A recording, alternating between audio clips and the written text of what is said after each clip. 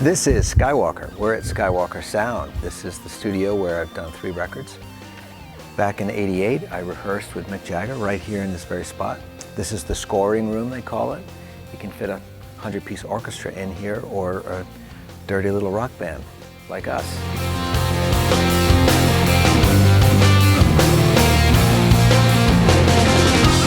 This is what the record's about. It's about, I'm going to live an artistic life. I'm going to just keep moving forward no matter what.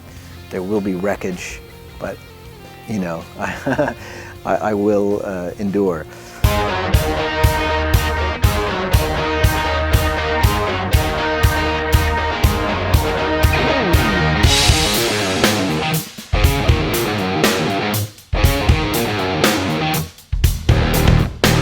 In picking the musicians, I was led by the material.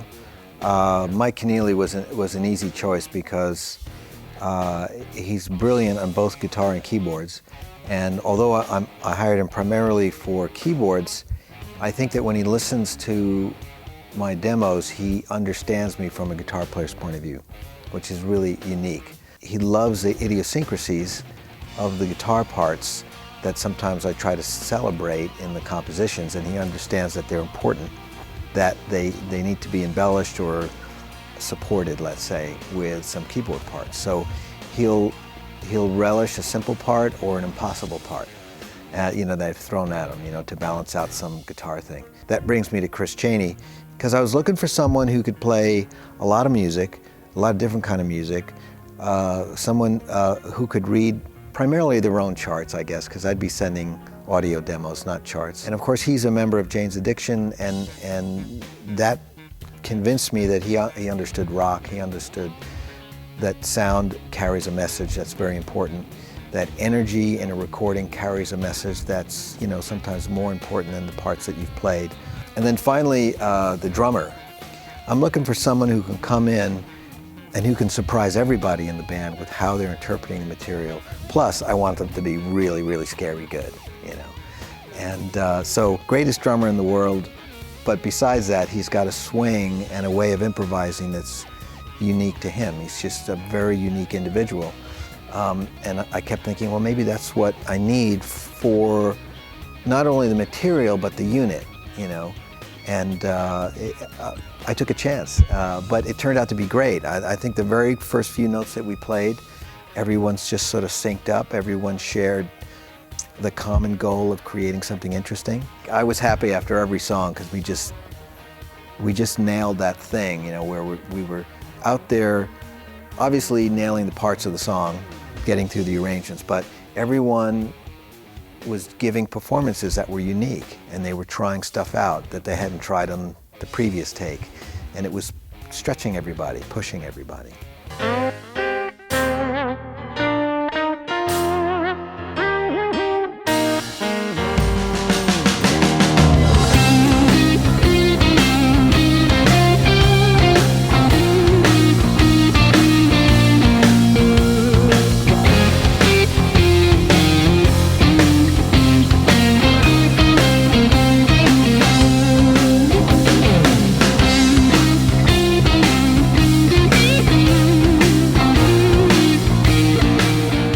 Part of what made bringing in new musicians into the project feel like it was a right idea was also inviting back Mike Fraser to help me produce the record and to engineer and record it.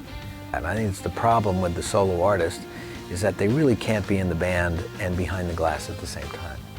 So Mike knows that. He throws me out here and he just treats me like I'm a guy that's supposed to be playing. Whatever, right off the top of my head, 100%, and he takes care of everything else, so I don't have to worry about that. It's always a gamble, because you never know what's going to happen until people start playing together.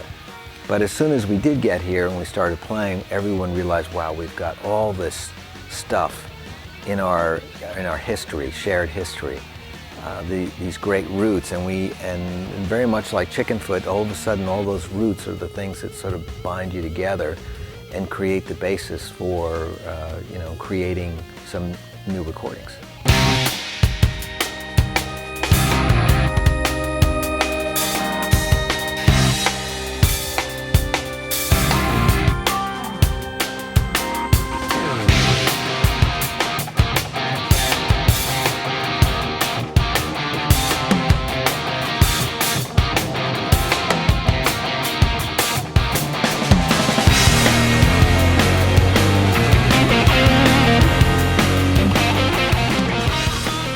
in one way, my instrumentals follow rock song formula, you know. They're not 10 minutes long, you know, and they're not short pop songs, but they're kind of like rock songs. So there are structures, there are intros and verses and bridges and stuff like that. What matters though is the inspiration that drives me to create the music. And then when I present it to people, if I don't want to drag them down into my misery or try to make them happy about something they're not happy about, then you give it a title that is lighter, that maybe is just has to do with the key signature or something like that. So we had a song that was called C Exotic, A Hungarian Minor, you know, so on and so forth, just because it was a way for them to remember, because they'd hear a song for like 2 hours for the very first time and then track. You see what I mean? They weren't sitting with demos for weeks and weeks, you know what I mean? It was very quick. They showed up, and the next day when they were expected to start playing, they were given the CDs, and they could only concentrate on one song at a time.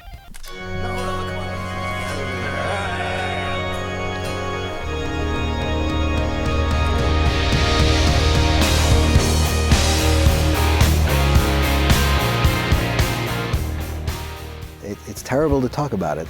I'm more interested in doing it.